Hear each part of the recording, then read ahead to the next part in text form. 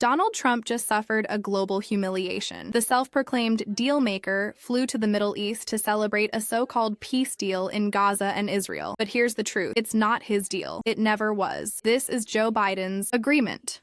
The one brokered nearly 9 months ago. The one Trump and Netanyahu tried to sabotage to keep the war going, to make Biden and Kamala Harris look weak.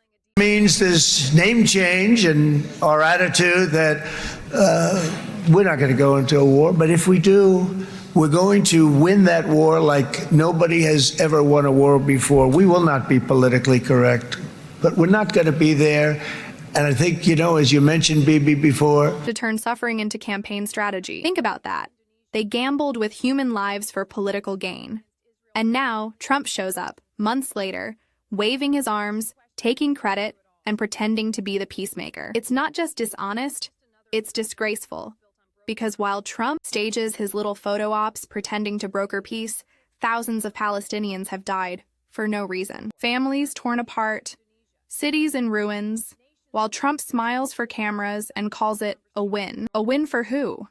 Not for peace, not for the people. A win for Trump's ego. That's all it's ever been. And make no mistake, this isn't a comeback tour. This is an embarrassment on the world stage. During his speech in Israel, Trump was heckled by protesters, booed, interrupted. The world isn't buying the con anymore. They see through him. The man who promised peace through strength now preaches war through vanity. We won't go into wars, he says, but if we do, we'll win like nobody's ever won before. Orwell couldn't write it better. War is peace. Peace is war. The same tired bluster, the same empty threats. And while Trump puffs his chest, he's still grifting behind the scenes, raising money off the chaos he helped create. And back home, the protests are growing louder. From Chicago to D.C., the No Kings movement is gaining strength. They don't get it. Americans sick of seeing one man try to crown himself above the law. Trump's allies are terrified. They're on Fox News. No kings means no government, about Antifa-funded no paychecks, spinning conspiracy theories. What they really mean is pretending ordinary no Americans demanding accountability are part of some secret plot. This isn't Antifa. It's America. The real America. Standing up to a wannabe dictator. And yet, while Americans march to their democracy, Trump's government still pays ICE, still funds the machinery of fear, drama, while federal workers struggle through shutdown threats he created. No corruption. That's not leadership. And yes, no it's extortion.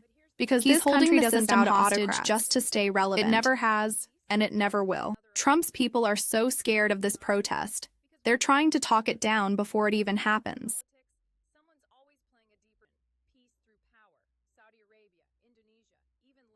When authoritarians start whining about protests, you know the truth is cutting deep. But here's where it gets almost comical. Protesters in Israel interrupted his speech, and for once, they're calling he couldn't control the room. Dangerous, coordinated. You know what that means? It's working. Meanwhile, overseas, Trump can't escape his own unpopularity.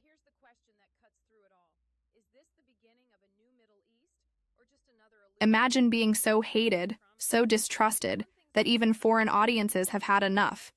He tried to play statesman, and they showed him what the world really, because for a man obsessed with titles and power, chaos to America being flattered by strong men is the dream. And if that wasn't humiliating enough, the Egyptian leader, in a moment that tells you everything about Trump's delusion, actually called him Your Excellency. But for America, it's a nightmare. A president, once the leader of the free world, now seeking validation from dictators. That's not diplomacy.